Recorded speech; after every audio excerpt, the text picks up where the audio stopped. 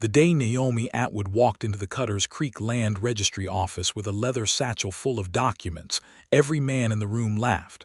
Not chuckled, not smirked, laughed. The kind of laughter that fills a room and bounces off the walls and settles into a woman's chest like a brand. "Well, would you look at that," said Deputy Russ Prewitt, leaning back in his chair with his boots propped on the clerk's desk. "Prairie widow Atwood come to play lawyer." The clerk, a toad-faced man named Gerald Hobbs, didn't even bother to look up from his ledger. "Office is closed to disputes, Miss Atwood. Mr. Calhoun's acquisition of the Atwood parcel was filed legal and proper 3 days past." "Nothing to be done. Nothing to be done," Naomi repeated, and her voice was perfectly calm, the kind of calm that comes not from peace but from absolute certainty. She set the satchel on the counter with a deliberate thud. "Then perhaps you'd like to explain to me why the deed of conveyance bears a date that precedes my late husband's signature by 11 days. The laughter died. Gerald Hobbs finally looked up. Deputy Prewitt's boots hit the floor. And standing at the back of the room, a tall man in a dust-worn duster coat named Orville Hale, who had ridden into Cutter's Creek that very morning for entirely unrelated reasons, went utterly, completely still. Because in 17 years of working cattle drives and scouting frontier land disputes across Kansas and the Nebraska Territory, he had never once seen a woman walk into a rigged land office, pull a forged deed apart with 4 spoken sentences, and make 2 armed men look like frightened schoolboys. He would think about that moment for a very long time. But to understand how Naomi Atwood arrived at that counter with fire in her eyes and truth in her satchel, you have to go back 6 weeks, to the morning the drought finally broke over the Atwood homestead, and Harlan Calhoun's men first rode up the long dirt path to her door. The year was 1878, and the Kansas prairie was not a place that suffered fools or forgave weakness. Naomi had known that since she was 9 years old, when her father, Samuel Wells, had packed a wagon in Missouri and driven his family west with nothing but a surveyor's map, a mule named Prudence, and the unshakable conviction that land was the only honest thing a man could own. Samuel Wells had not been wrong about land. He had been wrong about quite a few other things, including his own constitution, and he had died of a fever 2 winters after they arrived, leaving Naomi, her mother Clara, and a half-built soddy on 160 acres of government-granted homestead near a creek that ran brown in summer and thin in winter. Clara Wells had held on with the particular stubbornness of women who have no other options, and Naomi had grown up learning everything the prairie required. She could read survey maps by lantern light.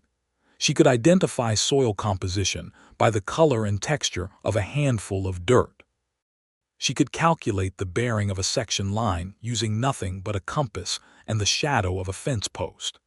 She had learned it all from her father's books, from the government land guides he had ordered by post from the General Land Office in Washington, and from years of sitting beside surveyors who came through the territory and who never imagined the quiet girl filling their water bucket was memorizing every word they said. When Naomi was 22, she had married Thomas Atwood, a decent and hardworking man who ran cattle on the adjacent parcel, and who recognized immediately that his new wife understood the land far better than he did. Thomas had never been threatened by that. It was one of the things she had loved most about him. Thomas had been dead for 14 months now. A September storm, a flooded creek crossing, a horse that lost its footing.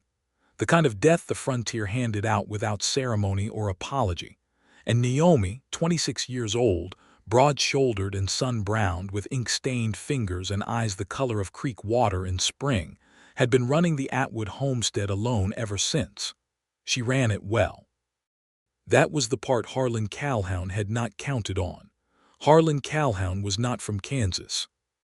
He had come up from Texas 3 years prior with money from sources nobody discussed too loudly, and he had proceeded to acquire land across a 100-mile stretch of the central Kansas prairie with the methodical patience of a man who had planned every step in advance.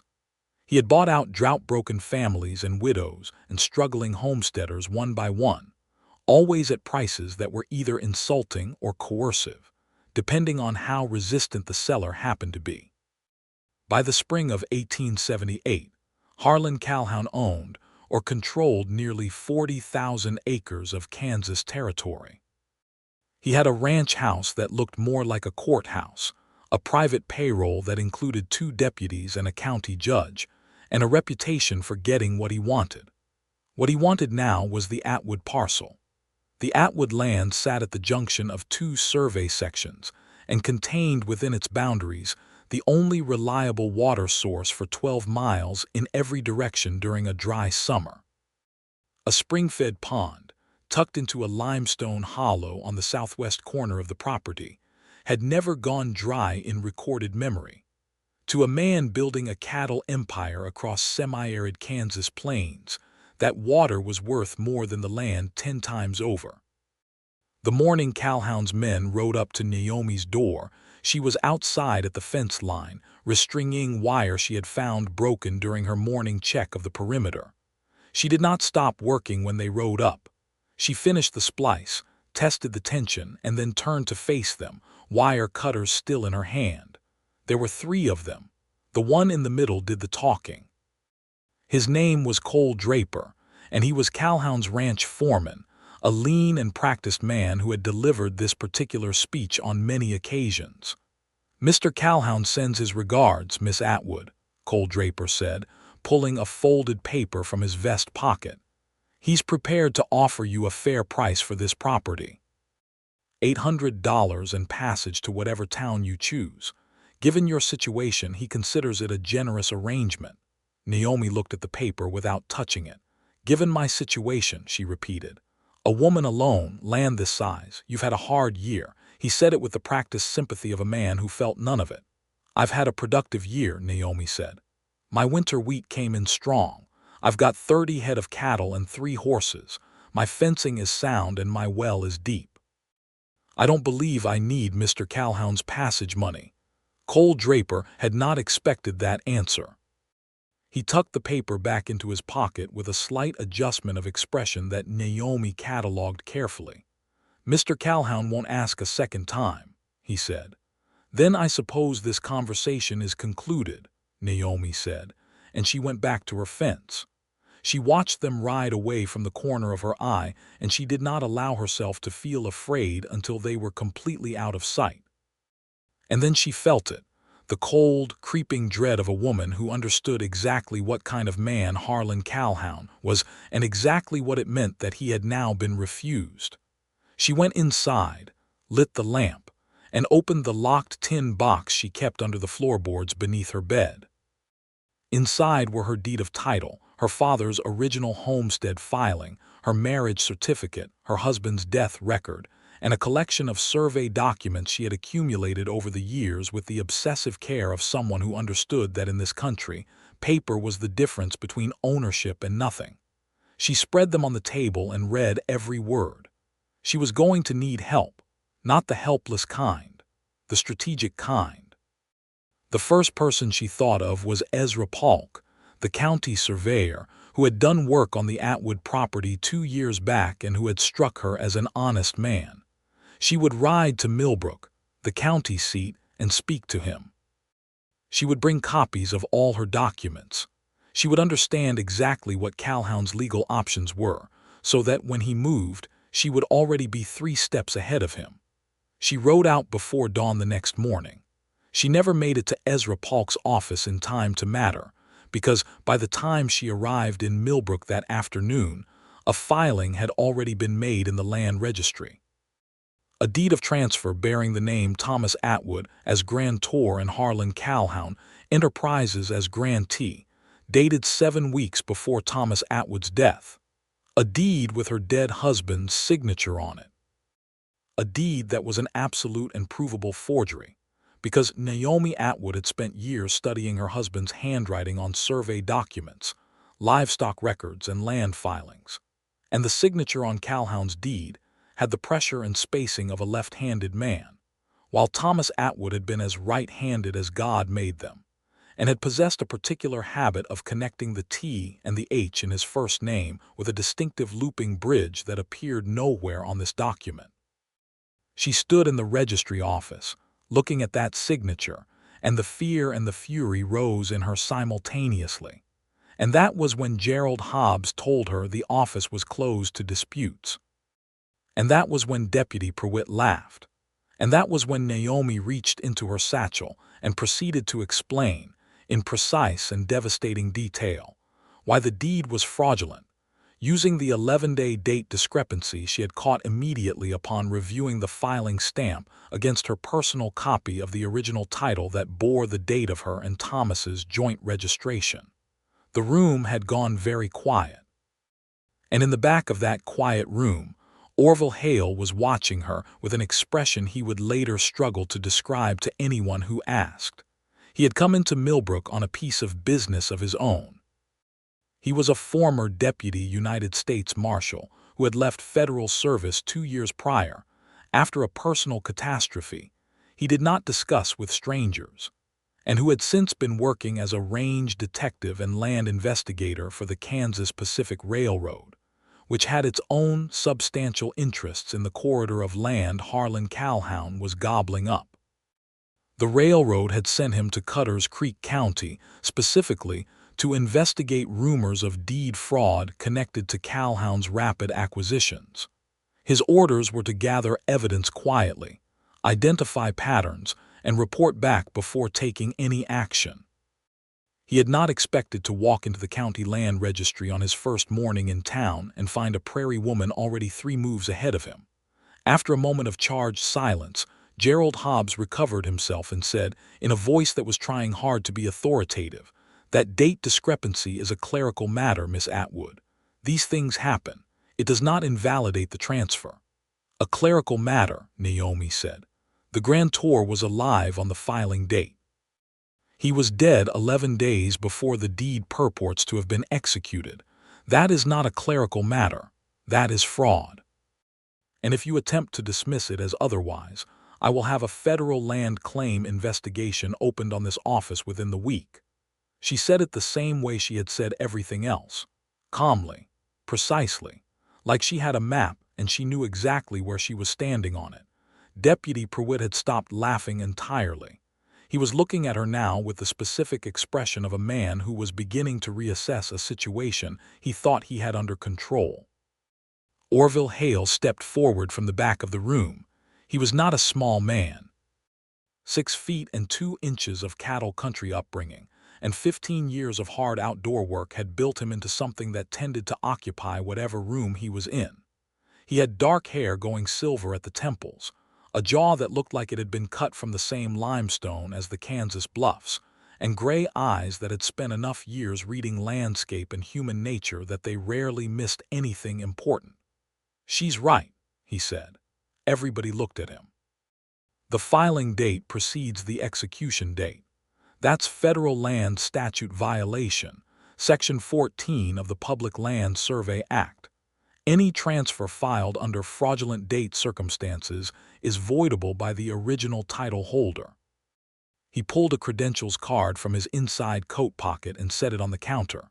"Orville Hale, Range Investigations, Kansas Pacific Railroad, and as of this moment I'm filing a formal hold request on this transfer pending investigation." Gerald Hobbs went pale. Deputy Prewitt stood up very slowly. Naomi Atwood turned and looked at Orville Hale for the first time, and the look she gave him was not gratitude. It was assessment, clear, sharp, and entirely unsentimental. "You know land law," she said. "Some," he said. "Do you know survey law?" "Enough." "Then we should talk," she said, and she picked up her satchel. They walked out of the registry office together into the flat white Kansas sunlight. And behind them, Gerald Hobbs was already reaching for the telegraph key, and Deputy Prewitt was already calculating exactly what message he needed to send to Harlan Calhoun, and neither of them were laughing anymore. Naomi walked to a hitching post at the edge of the street and untied a sturdy bay mare with a calm competence that told Orville she had been handling horses since before she could reach the stirrups without assistance. She did not speak immediately. She checked the cinch on her saddle with 2 practiced movements, ran a hand along the mare's neck, and then looked at him. "Why did you involve yourself?" she asked. It was not an accusatory question. It was a direct one, and it deserved a direct answer. "Because you were right and they were wrong," he said, "and because I have reasons of my own to care about what Calhoun is doing in this county." She studied him. "Railroad, yes. Calhoun's land grab has blocked 2 potential rail corridor routes," she said. It was not a question. He was quiet for a moment. "You know that." "I've read the survey maps for this entire county. The railroad needs either the Wilcox Valley corridor or the Eastern Ridge route. Calhoun now owns controlling parcels on both." She tilted her head slightly. "Your interest in his fraud is not purely judicial." "No," Orville admitted, and something shifted in him at that moment, a recalibration, the kind that happens when you encounter something genuinely unexpected. "It isn't." "Then we have aligned interests," she said.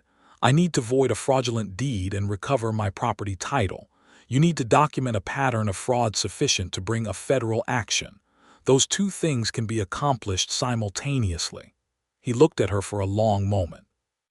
The prairie wind moved through the space between them and lifted a strand of dark hair across her cheek, and she pushed it back without breaking eye contact. "Do you have somewhere we can sit and review documents without being watched?" he asked. "My homestead is 12 miles out. I have a table, a lamp, and more paperwork than you've likely seen outside a federal courthouse." She put her foot in the stirrup and swung up onto the mare with the easy authority of someone who had spent half her life on horseback. "You'll need to keep up." She was not joking about keeping up. She rode like the land was hers, which it was, and she knew every shallow in the creek crossing and every firm stretch of ground through the spring-soft prairie. And Orville's big roan gelding was breathing harder than the bay by the time the Atwood homestead came into view. It was a modest place, but it was not a neglected one. The soddy had been extended at some point with a proper timber frame addition, the roof freshly patched. The fence lines were tight. The garden plot beside the house had been turned and planted.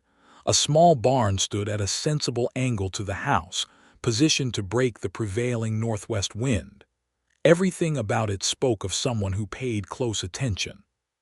She took him inside and set the lamp on the table, and the documents followed in careful sequence, organized in a system that was immediately apparent as highly intentional. Survey maps, deed records, death certificates, livestock registrations, original filing papers, and alongside them, a handwritten ledger in Naomi's own small, precise script that tracked every land transaction Calhoun had made in the county over 3 years. Orville sat down and stared at it. "You built a case file," he said. "I built a record," she said, putting water on the stove. "I didn't know what it would be used for when I started. I just knew that Calhoun's acquisitions didn't follow any natural pattern of voluntary sale. I wanted to understand why." "And what did you determine?" She sat down across from him and folded her hands on the table with a directness that reminded him of federal attorneys he had known. "He targets properties with water or with survey characteristics that make them necessary to any large-scale irrigation or rail development. He approaches the owners first with an offer. If they refuse, within 6 to 10 weeks, one of 3 things happens. They have a legal trouble that requires money to resolve and suddenly need to sell. Or there's a dispute about their title that clouds the deed, or something happens to the primary owner." The last sentence landed in the room with the weight of what it was. "Thomas," Orville said quietly.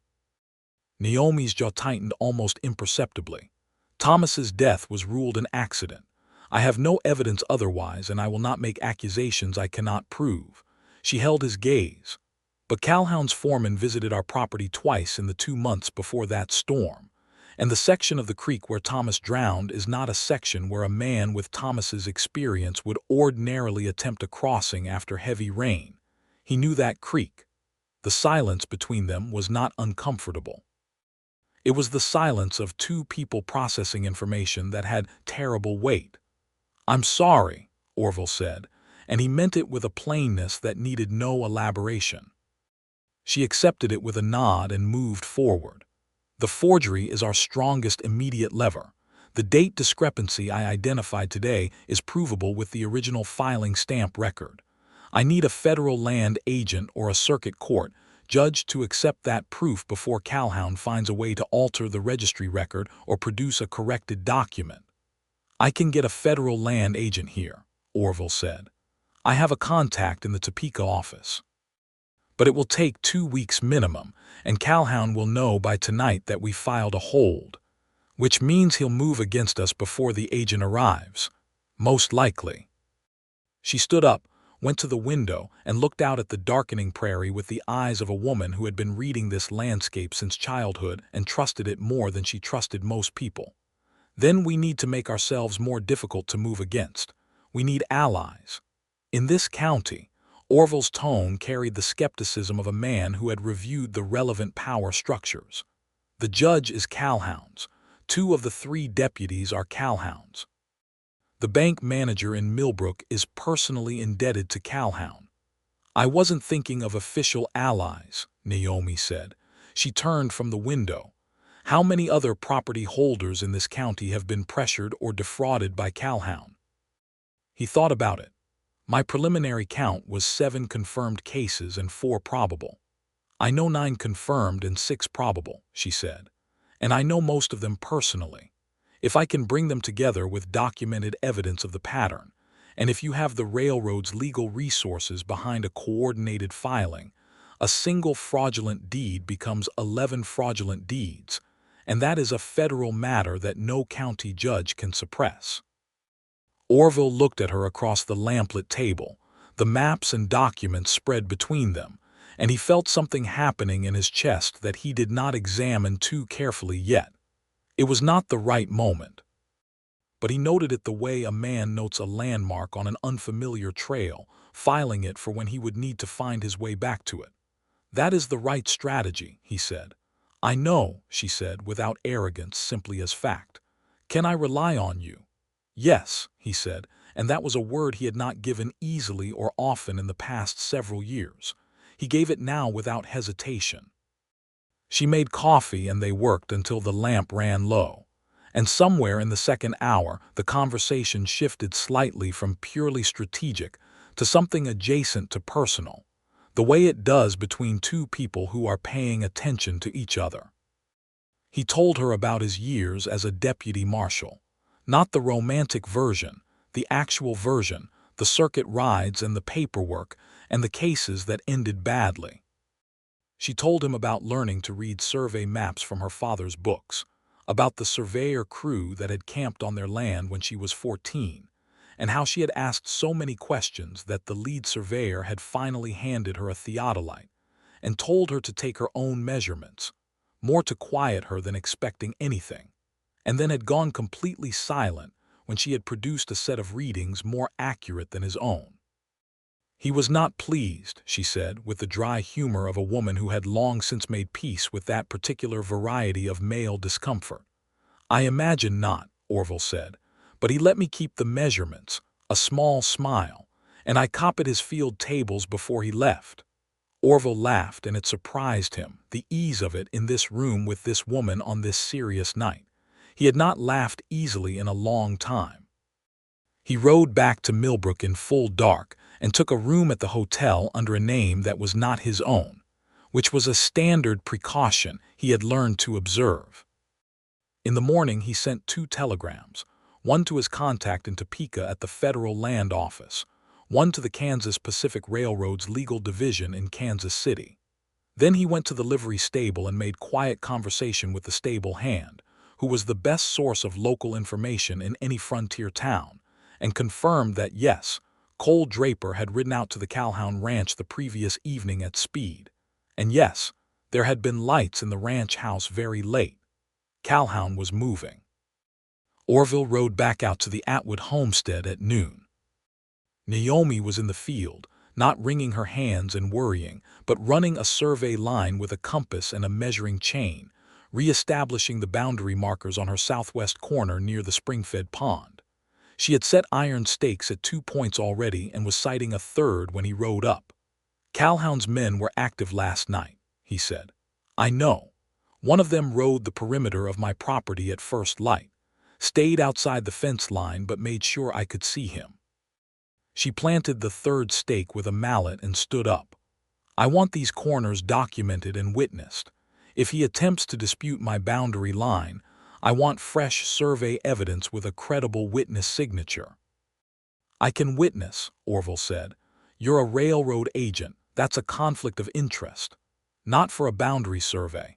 My credentials cover land investigation, which includes boundary verification." He dismounted. "Hand me the chain." They spent 2 hours completing the boundary survey, working in the professional shorthand of people who understand the same technical language. Naomi had a quality compass, an older instrument but well-maintained, and she used it with the automatic precision of long practice.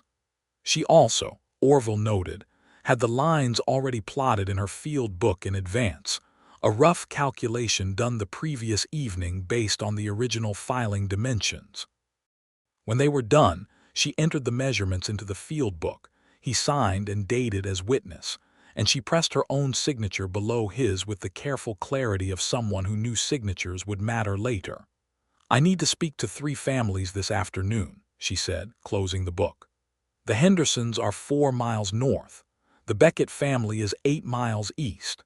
Marta Solis has a parcel on the southern boundary of the county, about 14 miles. All 3 have been pressured by Calhoun, and 2 of the 3 have experienced deed irregularities. 14 miles and back before dark is difficult alone," Orville said. "I've done it before." "You haven't done it before while Calhoun's men are actively watching your property."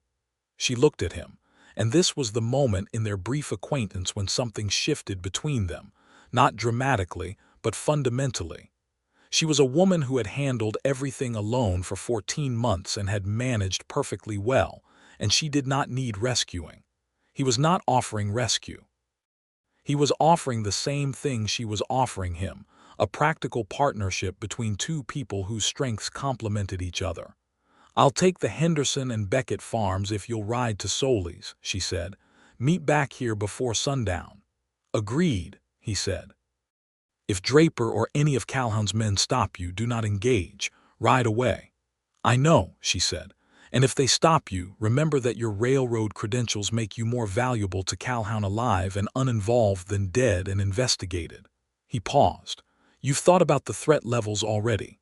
"I think about everything already," she said, and walked toward the barn.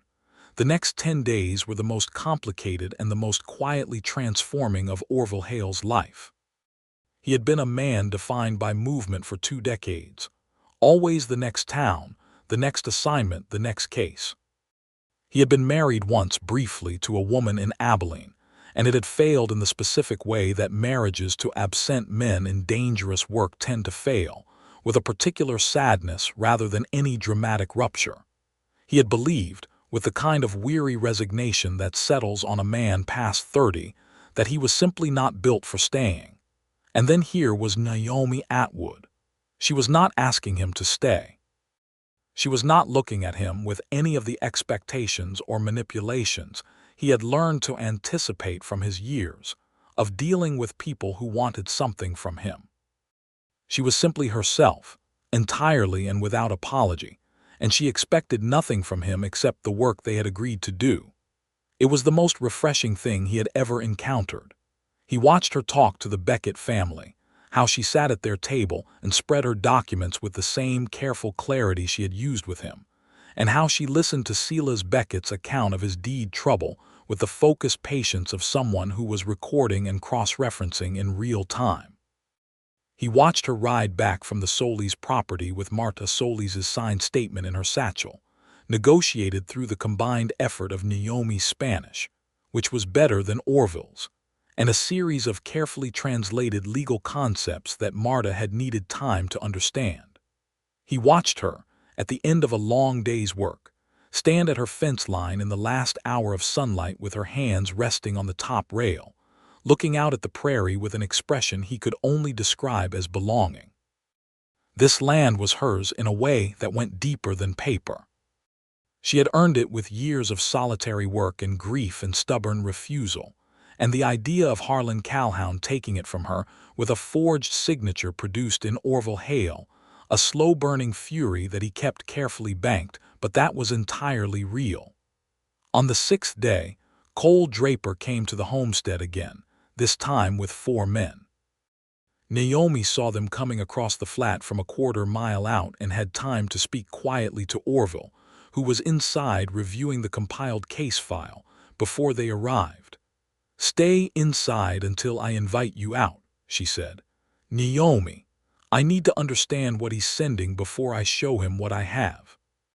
Your presence is a card I want to play at the right moment." He held her gaze for a half-second, and then nodded and stepped back from the window.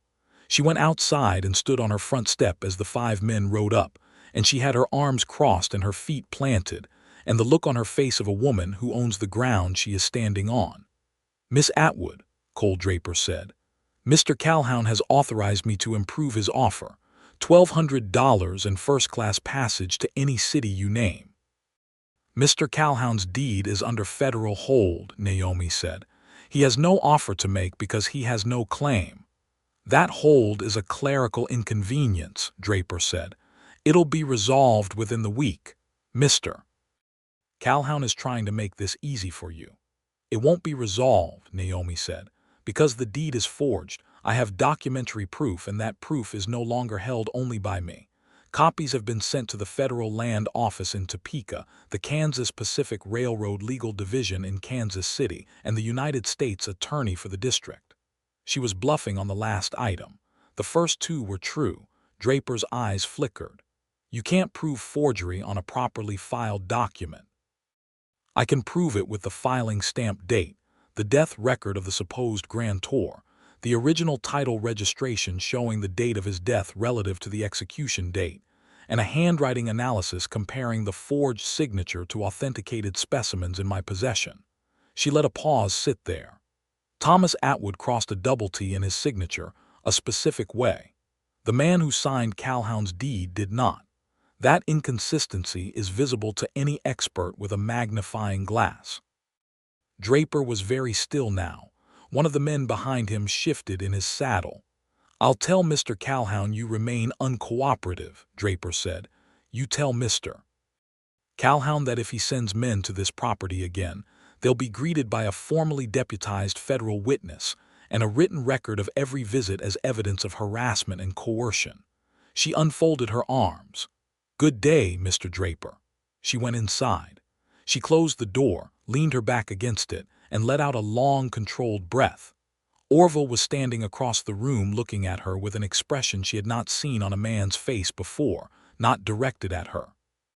It was uncomplicated and total, and it made something in her chest respond in a way she was not prepared for, a warmth and a tightening simultaneously, the way cold water feels when you have been working in heat. "You are remarkable," he said. It was not flattery. It was simply a fact, the way the date discrepancy was a fact, observed and stated without decoration. She pushed off the door and walked back to the table. "I was bluffing about the U.S. attorney.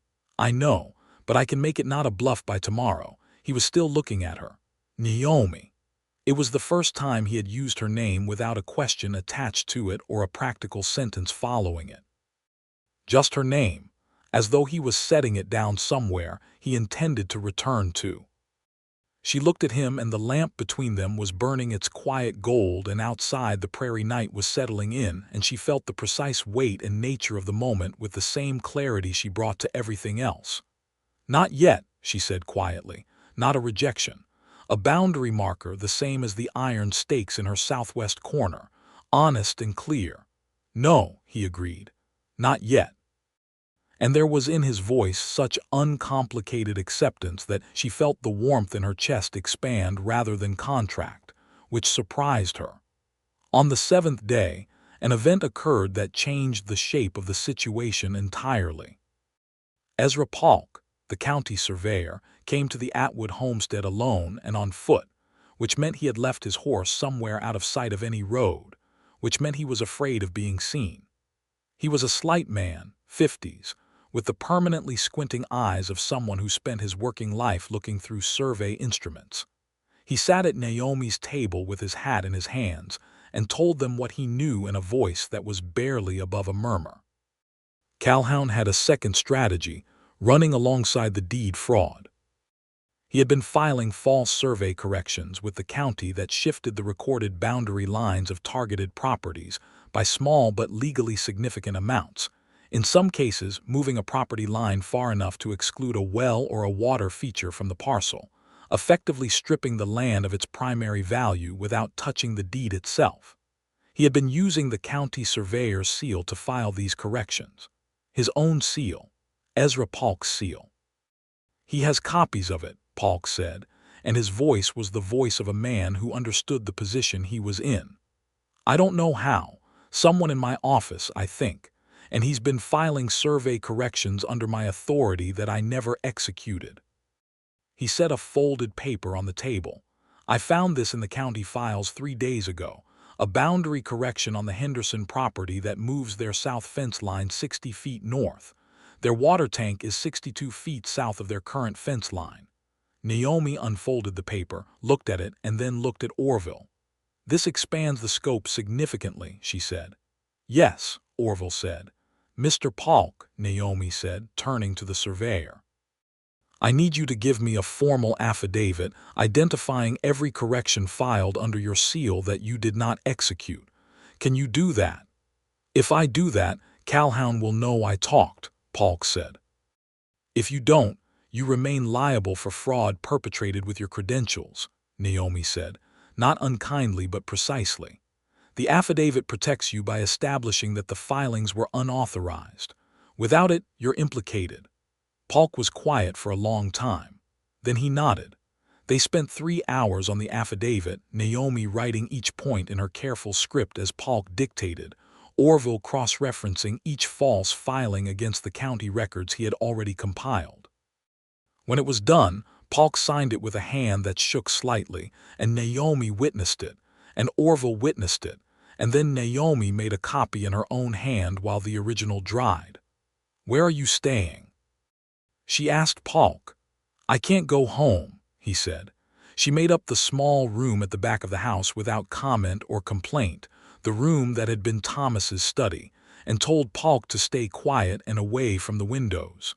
He ate at the table with them that night without much appetite and said very little. After he went to bed, Naomi sat at the table and laid out all the documents in the order they would need to be presented, and Orville sat across from her, and they worked in the focused quiet of two people who think similarly and do not need to fill silence with noise. At some point around midnight she looked up and found him watching her, and the lamp was burning very low. "You haven't told me what the personal catastrophe was," she said. He looked down at the papers. "No, you don't have to," she said. "I'm not asking because I think it changes anything. I'm asking because I'd like to know you better."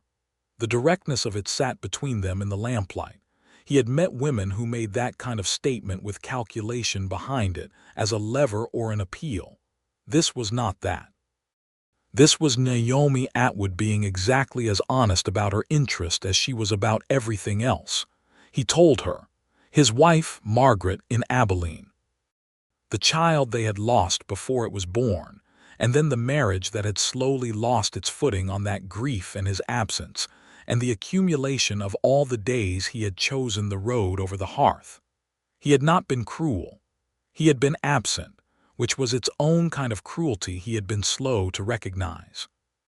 Margaret had eventually, very reasonably, married a hardware merchant who came home every night, and he had understood it was right even as it had taken him a long time to find his footing again afterward. "I stopped trusting myself to stay anywhere," he said. After that, Naomi was quiet for a moment. "That seems like a conclusion drawn from guilt rather than evidence." He looked at her. "You made choices that ended a marriage," she said. "That's true, but the choices you've made in this past week have been to stay and to help and to do the work. That's also evidence." She paused. "I'm not trying to tell you who you are, I just think the evidence should be reviewed completely." He was quiet for a long time. You apply the same methodology to people that you apply to land disputes, he said finally. Yes, she said. It works on both. He smiled slowly, and it changed his face in a way she was aware of noticing very specifically. Go to sleep, she said. We have a long day tomorrow. He slept on the floor of the main room, wrapped in a blanket from his saddlebag, and she lay in her room on the other side of the interior wall and listened to the prairie night and felt the complicated truth of what was growing between them with the same honest attention she brought to every other difficult thing. She was not afraid of it. She had been afraid of very little since Thomas died, because grief had burned through a great deal of fear as part of its work. But she was careful. She was always careful. On the 9th day, the federal land agent arrived from Topeka. His name was Arthur Van, and he was a compact, serious man of about 50 with a government badge and the efficient manner of someone who had reviewed a great many land disputes and been lied to by a great many interested parties and had developed a thoroughgoing professional skepticism as a result. He reviewed everything Naomi had assembled over the course of 4 hours at the Atwood kitchen table, asking precise questions and receiving precise answers, and somewhere in the second hour his professional skepticism was replaced by something that looked like professional astonishment. You compiled all of this yourself? He asked Naomi, gesturing at the organized case file. Yes, she said. Over what period? The ledger tracking Calhoun's acquisitions goes back 14 months. The specific documentation of fraud began 6 weeks ago. Van sat back in his chair and looked at Orville. Your railroad sent you here to investigate Calhoun. Yes, Orville said, and you arrived to find this woman had already built a better case than you had. Orville glanced at Naomi. Yes, he said, and there was no defensiveness in it, only the simple truth. Van looked back at Naomi. The handwriting analysis on the forged signature. You're prepared to testify to that. I have 23 authenticated specimens of Thomas Atwood's handwriting from legal documents, she said. I can walk you through the specific physical characteristics of his hand that are absent from the forged document in under 10 minutes. Do it, Van said. She did. She was measured, specific, and absolutely clear, and when she finished, Van looked at the forged deed and back at the comparison specimens, and then at her and said, without any condescension at all, "You would be a formidable witness." "I intend to be," she said. Orville watched her from his position at the end of the table, and felt the thing in his chest that he had been carefully not examining finally announce itself with such clarity that ignoring it was no longer a reasonable option. He was in love with Naomi Atwood. He had been falling for some time. He understood this now with the same kind of settled certainty with which she understood boundary lines and deed dates and the precise angle of a compass bearing. He would deal with this fact honestly and at the appropriate time, which was not while a federal land agent was spreading government documents across her kitchen table. Van issued a formal federal hold on all Calhoun land transfers in the county that same afternoon, executed from the county registry under federal authority that trumped county jurisdiction. He also issued a witness protection notice for Ezra Polk, which gave the surveyor some visible relief. And he took formal custody of Naomi's compiled case file, issuing her a detailed receipt that listed every document which she checked against her own inventory before signing. She had kept copies of everything. Of course she had. Calhoun's response came 2 days later, and it was not subtle. Cole Draper appeared in Millbrook with a county judge, the one on Calhoun's payroll, and filed a counterclaim asserting that the federal hold was improperly issued and that Naomi Atwood's case rested on falsified evidence. It was a legal broadside designed to create confusion and delay, and in the hands of a crooked county judge, it had the potential to work. Naomi heard about it at noon. By 2 o'clock she was in Millbrook with a document she had prepared the previous evening, as though she had anticipated this exact move, which she had. It was a certified copy of the original federal homestead filing for the Atwood property, pulled from the General Land Office records in Washington that she had written to 8 months ago, when she had first begun to feel the particular unease of a woman who owns something someone powerful wants. She had written to Washington for a certified copy because she had understood 8 months ago that local records were vulnerable to a man with money and courthouse access. Federal records were not. The certified copy bore the official stamp of the General Land Office, a raised seal that no county judge could dismiss, and it established the original title registration with a clarity that made the Calhoun deeds fraud undeniable at the federal level regardless of what the county judge said. She presented it to Arthur Van, who had been in Millbrook dealing with exactly the counterclaim she had predicted, and Van looked at the document and then at her and said, "When did you write to Washington for this?" 8 months ago, she said, a long pause. You prepared for a federal proceeding 8 months ago. I prepared to protect my property, she said. However, that turned out to require. The counterclaim failed. Not quietly. Harlan Calhoun, who had never personally appeared in any of the proceedings so far, dealing everything through proxies, apparently reached the limit of his patience, because on the following morning he rode into Millbrook himself with 6 armed men and took a position outside the land registry office. Orville heard about it from the hotel stable hand, who had become an invaluable source of information, and rode to find Naomi immediately. She was already on her way to Millbrook. "You should wait," he said, pulling alongside her on the road. "No," she said, not harshly. "He has 6 armed men. And I have federal witness status, certified documents, and a federal land agent in that building." She looked at him. Violence against me in front of a federal agent would be the single most destructive thing Calhoun could do to his own case. He won't do it. He might not be thinking clearly anymore. He's been backed into a corner by a Prairie widow with a leather satchel, she said. That kind of man either collapses or explodes. I've been assuming explosion. Which is why I need to be there when it happens rather than hiding at home.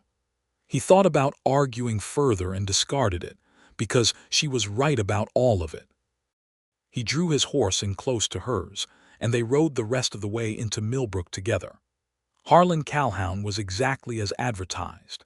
He was a big man, broad across the chest, somewhere in his mid-50s, with the kind of physical confidence that comes from many years of being the largest presence in any room. He wore good clothes and a silver-handled revolver, and had the eyes of a man who was accustomed to outcomes going his way. He saw Naomi ride up, and something moved across his face that was not quite what she had expected. Not rage, something more complex, the look of a man who has underestimated something and is only now fully comprehending the dimensions of his error. Arthur Van was in the doorway of the registry office. "Mr. Calhoun," Naomi said, dismounting with the same calm she brought to everything, "I believe you have some business with the federal land agent." "I have some business with you," Calhoun said. "That business will be conducted in a federal proceeding," she said, "through proper legal channels." "You've cost me a great deal of money," he said, "and there was something raw in it." "You attempted to steal my property," she said. "The costs are your own."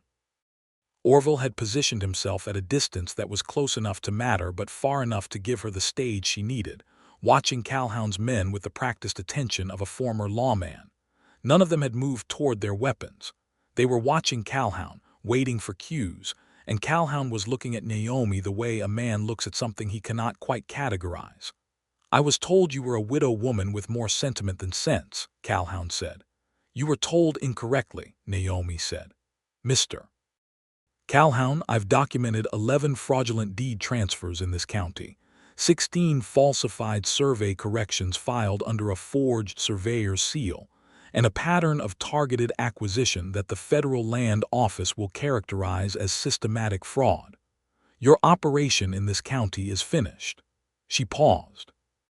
"But if you cooperate with the federal investigation, disclose your methods, and make restitution to the families you've defrauded, there is a path through this that doesn't end with you in a federal prison. That decision is yours to make." The street was very quiet. Orville watched Calhoun's face cycle through several things: fury, calculation, something that was almost the beginning of a rational assessment. And then Calhoun looked past Naomi to Orville, and his eyes were hard and knowing.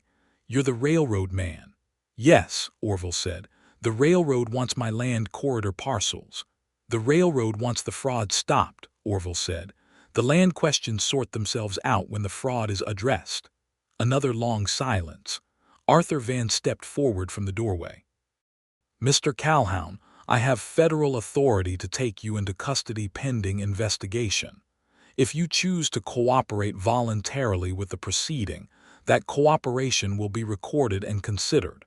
I need your answer now." Cole Draper, on his horse behind Calhoun, made a very small but very telling movement. His hand went toward his jacket and then stopped.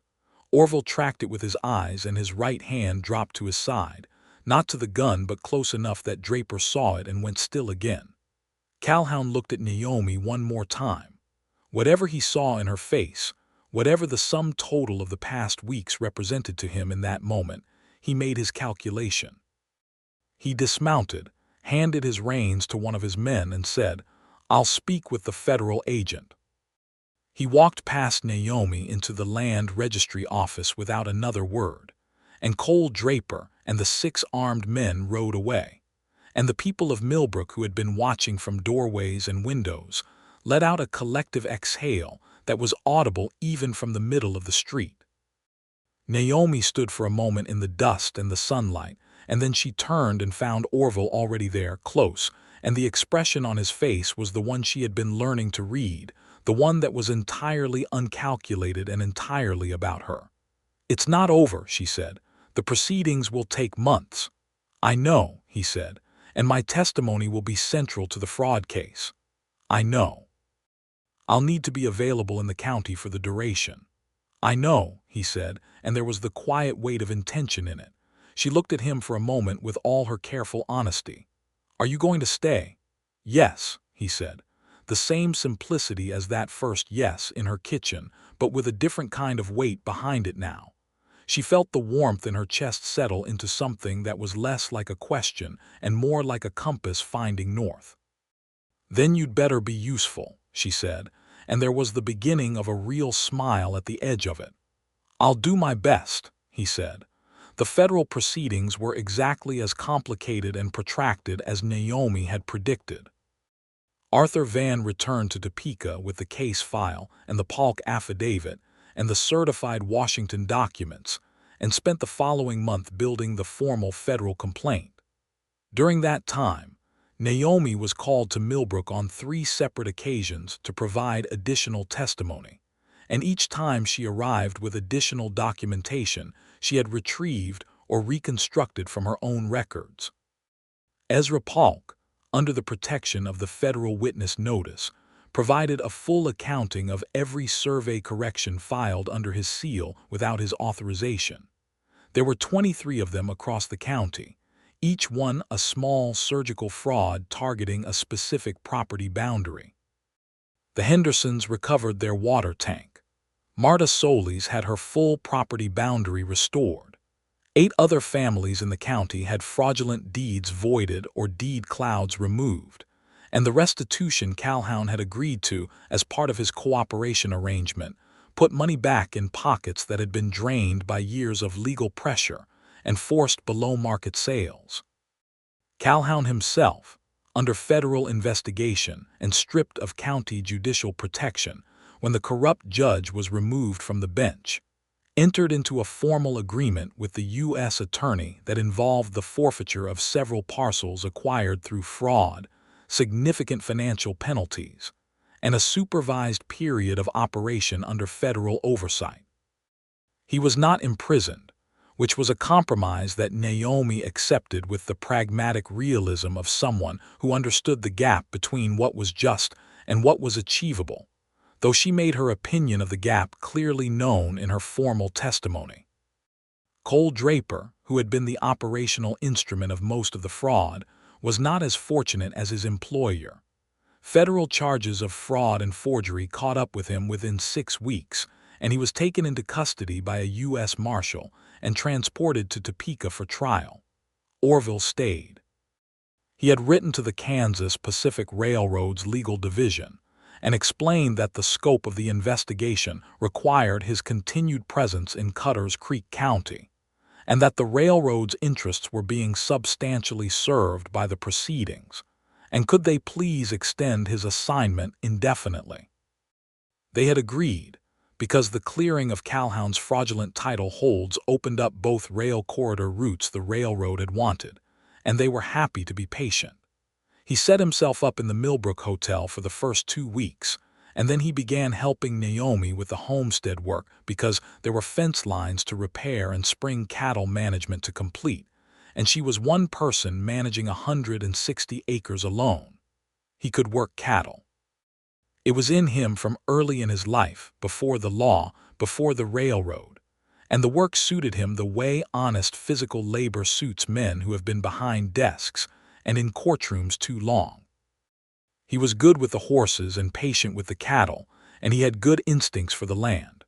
But the clearest moment of those weeks, the one that settled something in him at the cellular level, was a morning in late May when they were out on the southwest corner of the property and Naomi was checking the spring-fed pond, which had shown some sign of reduction in output, and she knelt at the edge and scooped up a handful of the pond bottom sediment and studied it with a focused intensity. "Limestone dissolution upstream," she said.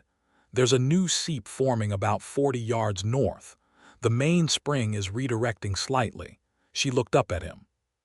"We need to channel the seep before the summer dry sets in or we'll lose volume by August." She spent the afternoon digging a guide channel by hand, starting at the new seep and running it back toward the main pond basin, using a level she had improvised from a length of board and a small glass bottle filled with water, citing the pitch of the channel with a precision that was, Orville thought as he watched, completely extraordinary. She caught him watching. "You could help," she said. "I was admiring the level," he said. "My father made it," she said. "He didn't have the money for a proper one his first year out here. He improvised." She ran the channel another foot and checked the pitch again. He was a practical man. "You're a practical woman," Orville said, and he picked up the second spade and went to work beside her. They worked until the channel was done and the water was moving the way she wanted it, and then they sat on the limestone shelf at the edge of the pond in the late afternoon sun and watched the spring water come in clean and steady, and Orville thought he had not been this content in a very long time. "My children will know this spring," Naomi said quietly, more to herself than to him. He was quiet for a moment. Then, "How many do you want?" She turned and looked at him with a precision that included a slight raised eyebrow. "Asking for informational purposes," he said. "At least 3, she said, and she was looking at the water again, but there was a warmth at the edge of her profile. "3 is good," he said. "More is also good." "You'd need to be here for more," she said. "I intend to be here," he said, and it was not a casual statement. He said it the way he said everything that mattered, plainly and once. She looked at him then, full and direct, and neither of them looked away for a long time, and the spring water talked over the limestone and the prairie grass moved in the warm May wind, and the story of what was between them was simply, finally, evident to both of them in the way that truth is evident when all the documents are properly reviewed. "Orville," she said. "Yes," he said before she had formed the question. She laughed genuinely, and it was the best sound he had heard on the Kansas prairie or anywhere else, and he reached for her hand where it rested on the limestone, and she did not pull it away. They sat like that until the sun was low and the spring was running exactly as it should, and then they walked back to the house in the long gold light, and there was no proclamation or ceremony in it, just the simple fact of 2 people who had earned each other through honesty and work. The federal proceedings concluded formally in late July of 1878. Naomi's title to the Atwood property was reaffirmed by federal order, which she received by post on a Thursday morning and read twice, carefully, before folding it precisely along its original creases and placing it in the tin box under the floorboards, alongside the original deed and her father's homestead filing and her marriage certificate. She added to the collection that afternoon a letter from Arthur Van commending her testimony and her case preparation, in terms that were unusually warm for federal correspondence. She had written him a brief note in return thanking him for his work, and noting that the resolution of the case had not only protected her property, but had restored land to 11 families in the county who had been defrauded over the previous 3 years. Van wrote back that it had been the most thoroughly documented land fraud case he had handled in 20 years, and that whoever had compiled the original case file had missed their calling in federal law. She kept that letter too. The question of Orville's future, which had been present between them since the afternoon at the spring pond, was addressed directly on a Saturday evening in August, when he arrived at the homestead having ridden to Millbrook and back, and sat down at her table with a purposeful air that she recognized immediately as meaning he had thought through what he wanted to say. She put coffee on the stove and sat down across from him and waited. "The railroad has offered me a permanent position based out of Topeka," he said. "Ongoing land investigation in the territory. Better pay, more structure, quarterly reports rather than field investigations." "That sounds like an office position," she said. "It is largely. You'd hate it within 6 months," he smiled. "Probably. What's the alternative?" she asked. "The alternative is that I file with the county as an independent range and land investigator, which the railroad has also agreed to support on a contract basis for specific cases. It would mean staying in Cutter's Creek County as my base." He met her eyes. "Permanently." The word sat on the table between them. "And the other part," she said, because there was clearly an other part. He reached into his coat pocket and set something on the table. It was a small ring, silver rather than gold, with a flat polished piece of pale blue stone she recognized as Kansas flint agate, which was not a jeweler's stone but was a beautiful one if you knew what you were looking at. "I had it made in Millbrook," he said. "Ben Caldwell at the hardware makes jewelry on the side. I told him what I wanted." He paused. "I know you're a practical woman. I know you value honesty over decoration. I didn't want to give you something that wasn't true to either of us." She looked at the ring for a long time.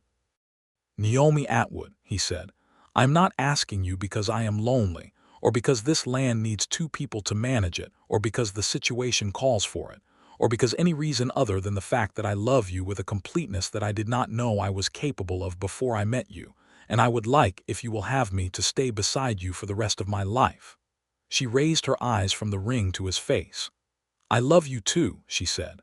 "I've known it for weeks. I was waiting for you to be ready to say it." "I'm ready," he said. "Yes," she said. "My answer is yes." He picked up the ring and she held out her hand. The hand with the ink stain on the index finger from all the documents she had copied. The hand that knew how to splice wire and hold a compass and operate a measuring chain. And he put the ring on her finger with a steadiness that matched everything he had been since the moment he had walked out of that registry office and gone to keep up with her on the road. They were married in September of 1878 in the yard of the Atwood homestead, because Naomi had decided that the most meaningful place for the ceremony was the ground they were choosing to build on together. The Hendersons came, and the Becketts, and Marta Solis made the 14-mile ride with her 2 youngest children, and Ezra Polk attended with a visible relief and warmth that spoke to a man who had found his moral footing back after a period of considerable difficulty. Arthur Van sent a congratulatory telegram from Topeka that was delivered by a boy on a pony the morning of the ceremony, and which made Naomi laugh aloud when she read it. The minister from Millbrook said the words, and they said their own words to each other, simple and plain as everything else between them. And when it was done, Naomi Atwood was still Naomi Atwood in name, because Orville had offered and she had said that she had built things under that name and preferred to keep it, and he had said that was entirely sensible, and that he would answer to Hale Atwood if she wanted. And she had said she thought they would simply each keep their own names, and that the land would know who they were to each other without a hyphen to explain it. He had laughed and said that was the most Naomi thing she had ever said. She had kissed him then at the conclusion of the ceremony, with the assembled guests watching, and it was a thorough and entirely unself-conscious kiss, the kiss of a woman who does nothing by half measures. The September prairie was gold and bronze, and the cottonwoods along the creek were turning, and the spring-fed pond in the southwest corner was running as it always had, patient and sure. The first winter of their marriage was the winter they truly learned each other in the full daily sense, the rhythms and habits, and the places where two people's systems of living must be negotiated. Orville discovered that Naomi kept the most precise household accounts he had ever seen, tracked in the same ledger system as her land records, and that she had strong opinions about the organization of the barn that were based on practical efficiency rather than habit and were in fact correct. Naomi discovered that Orville was a genuinely good cook when given time to apply himself, which startled her, and that he had a habit of reading late by lamplight that matched her own. They were well suited in the deep ways, the ways that daily life tests and either confirms or denies.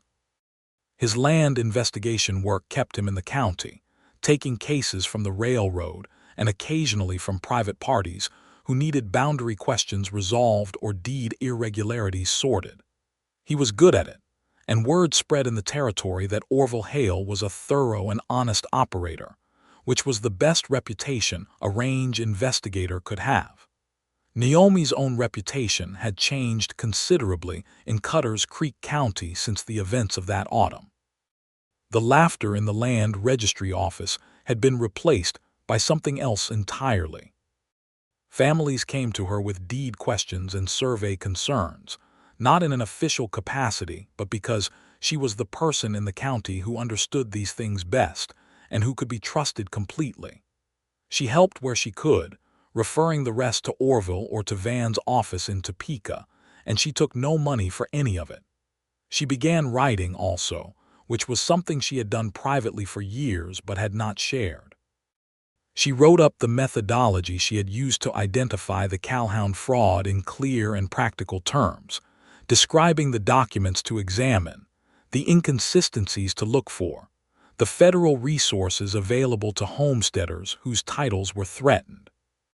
She sent it, on an impulse she decided to honor rather than second-guess, to the Kansas Farmer newspaper in Topeka, which was a publication read throughout the territory by exactly the people who needed this information. They published it in February of 1879, under the title Protecting Your Homestead, A Guide to Deed Security for Frontier Families, by N. Atwood. She received 14 letters from readers in the following month. She answered all of them. Orville found her at the table one evening working through the letters, and he stood in the doorway of the kitchen and watched her with the expression she had learned was his version of the warmth she felt in her own chest, and he said, "You're going to end up teaching this." She looked up. "Teaching what?" "Survey law, land rights, how to read a deed." He came in and sat down. "There are women all over this territory who need to know what you know." She considered it seriously for a moment. "There's no institution that would host that kind of curriculum." "Not yet," he said. She looked at him with the slow, focused attention she gave to new information that had potential. "Are you suggesting I build one?" "I'm suggesting the idea exists," he said. "What you do with it is your business." She sat with the idea for 3 months before she began acting on it, which was how she approached most significant projects, with patience and preparation. In the spring of 1879, she organized the first meeting of what she called informally the Prairie Women's Land Society, which was not an official organization with bylaws, but was a gathering, held monthly at the Atwood homestead, of women from surrounding farms and homesteads who came to learn about their legal rights regarding property, deed security, and land inheritance. She taught them how to read a survey map. She taught them which federal documents to write for. She taught them the 3 most common signatures of deed fraud and how to identify them. She taught them the existence and function of the General Land Office in Washington and how to correspond with it directly. The meetings grew. By summer they were too large for the homestead kitchen and moved to the Hendersons' larger barn. By autumn women were riding in from 20 miles out. Naomi was not a public figure by temperament or desire, but she was a teacher by the same mechanism that made her everything else. She had information that mattered, and she could not in good conscience withhold it from people who needed it. Orville attended one of the meetings in July, sitting at the back of the barn, watching his wife stand in front of 40 women and explain survey plats with the same lamp and compass she had used on their kitchen table that first night. And the feeling in his chest was not pride, exactly, though it included pride. It was something larger, the feeling of a man who has been present for something that will matter long after the specific moment is gone. On the ride home, she said, "You were grinning the entire time." "I know," he said. "It was distracting. I'll try to be more professional at the next one," he said. "You're not invited to the next one," she said, and the warmth at the edge of her profile was very clear in the evening light. "That seems unfair," he said. She reached across the small space between their horses and touched his hand briefly, and that was the end of the argument.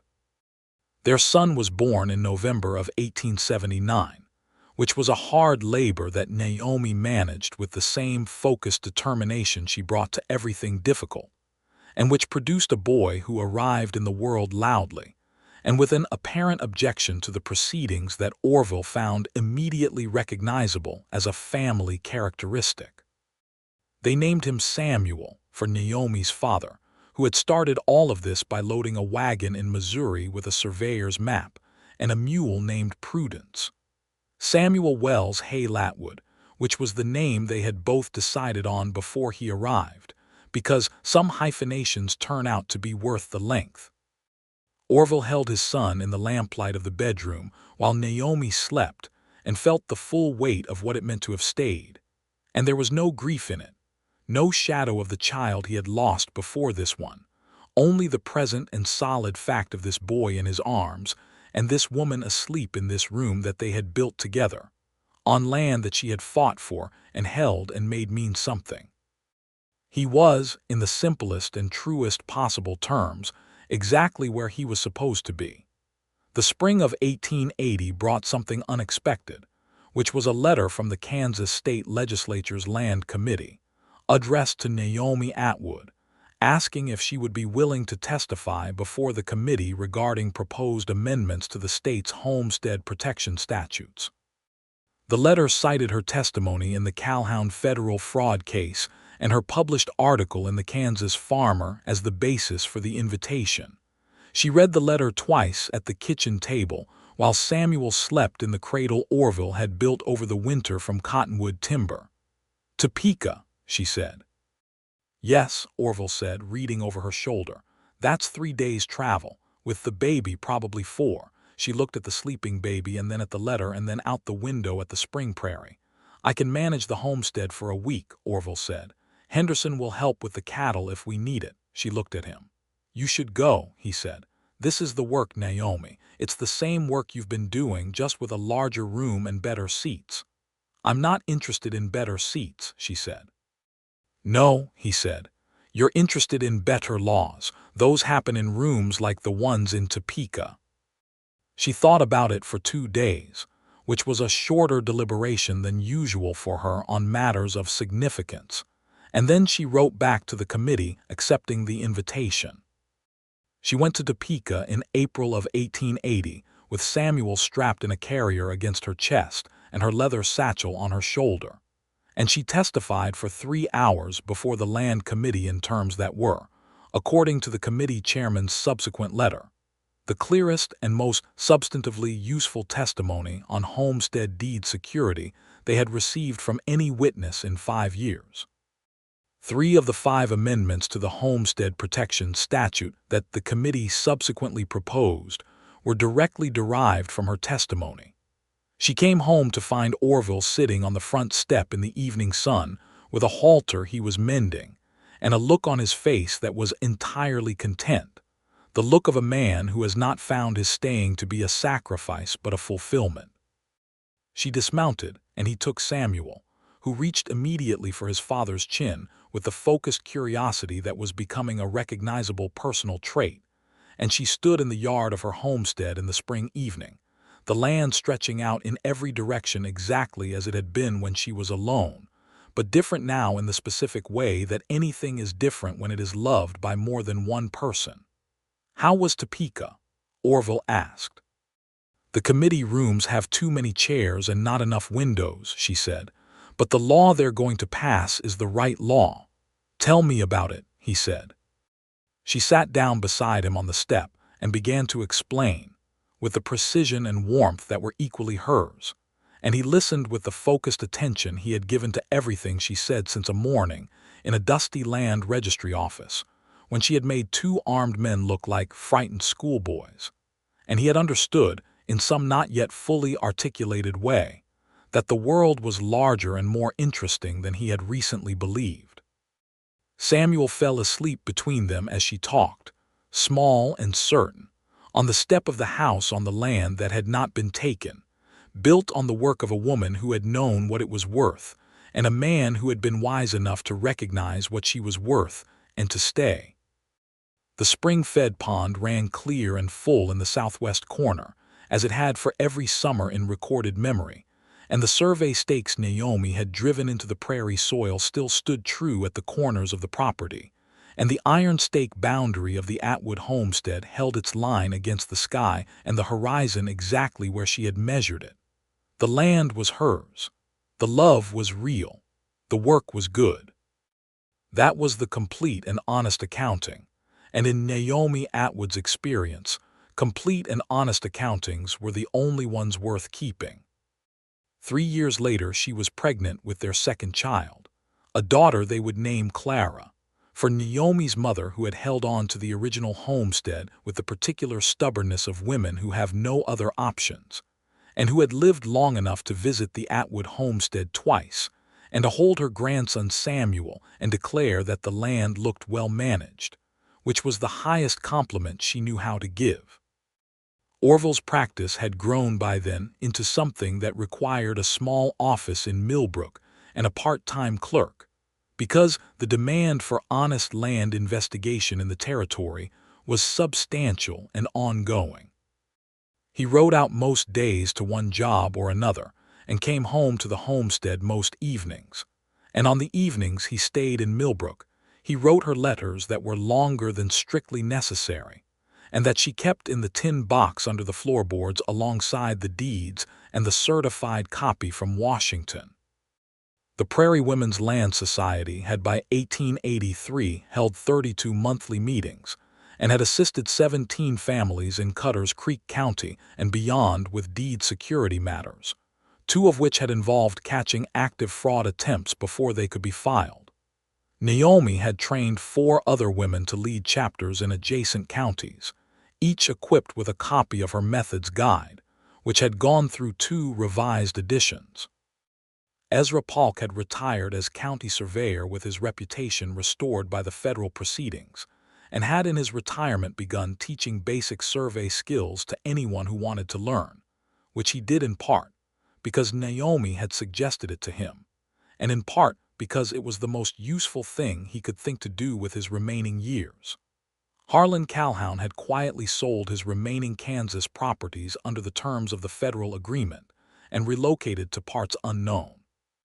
His name came up occasionally in regional land records, but there were no further reports of the particular pattern of systematic fraud that had characterized his operation in Cutter's Creek County, which Naomi attributed to the federal precedent the case had established, and to the fact that the kind of fraud he had practiced was now much more widely understood and recognized by the people most likely to be targeted by it.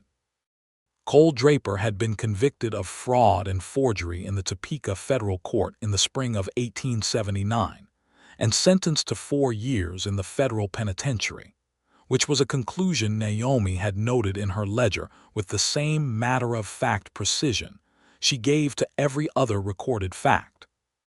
The ledger itself had grown by 1883 to 3 volumes, tracking not only the original Calhoun case, but the accumulated land and deed matters that had come to her attention since, each one documented in her small, precise script with all relevant dates and references and outcomes. It was, Orville had told her on more than one occasion, the most comprehensive private record of rural land fraud in Kansas territory. She had said she would donate copies to the State Land Office and the Kansas Historical Society when she had time to organize them properly. She was still finding the time in 1883, between Samuel and Clara and the homestead and the society and the occasional legislative committee, but she would find it, because she found all the time that needed to be found. On a warm June evening in 1883, she was sitting on the limestone shelf beside the spring-fed pond, which ran as it always did, clear and persistent and undiminished. Clara was on the grass nearby, just old enough to sit independently and examine with complete absorption a piece of limestone she had found. Samuel was 4.5 and was crouched at the water's edge studying something in the pond that had caught his attention with the focused scientific concentration he had inherited from his mother. Orville came across the field from the barn, hat in hand, coat off, sleeves rolled to the elbow, and sat down beside her on the limestone with the ease of a man completely at home. "Henderson wants to know if I can look at a survey question on his north boundary line," he said. "His north boundary has a jog in it at the section corner," Naomi said. "It's been in the original filing since his father registered the claim. It's not a dispute, it's an original irregularity. He needs a supplemental description filed." "I'll tell him," Orville said. He looked at their children. Samuel was now attempting to catch whatever was in the pond with his bare hands, and failing with the philosophical equanimity of a child who considers failure an interesting piece of information rather than a catastrophe. Clara had the limestone piece in her mouth. Naomi removed it gently and Clara protested and was given a safer piece of grass instead. "I got a letter from the committee again today," Naomi said. "Which committee?" "The State Land Committee. They want me to consult on the new irrigation rights statute." She paused. "It would mean 2 weeks in Topeka in the autumn." "I'll be here," Orville said. She rested her head against his shoulder for a moment, which was not her habitual mode but was something she did sometimes in these quiet hours when the work was done, and the children were safe and the land was sound, and the sum of everything she had built and kept and loved was present all at once. "I think Samuel is going to be a naturalist," she said. "He's going to be whatever he decides," Orville said. "He's got your mind. He's got your patience," she said. "He's got our stubbornness," Orville said. "That's probably going to serve him well," she said. "Probably," he said. Clara, having abandoned the grass, was now attempting to reach the pond by the most direct route available, which was directly through her mother, and Naomi redirected her with the practiced ease of a woman who has learned that small children are persistent forces of nature that you manage rather than oppose, and that you love completely in either case. Orville took Clara and held her up so she could see the pond from above, and she went still with wonder for exactly as long as wonder lasts in a 1-year-old, which is approximately 45 seconds, before the next interest arrived. The sun was going down behind the limestone bluffs to the west, and the prairie was going gold, and the spring was running, and the land that had been surveyed by a 9-year-old's father with a government map, and held by a woman alone and very nearly stolen by a man who had made the mistake of believing that because something looked easy to take it was easy to keep. That land was entire and present and absolutely certain. Naomi Atwood had known what it was worth. She still did. She always would. And beside her on the limestone shelf, with their son and daughter between them and the Kansas evening settling in around the homestead they had made together, Orville Hale was exactly where he had decided to be, and he was staying, and that was the truest and most important survey he had ever made. The line between the person he had been and the man he had become, drawn in the specific moment he had watched a prairie woman walk into a rigged land office with fire and truth in her leather satchel and known, without any doubt at all, that the world was exactly as large and as worth inhabiting as she had always understood it to be.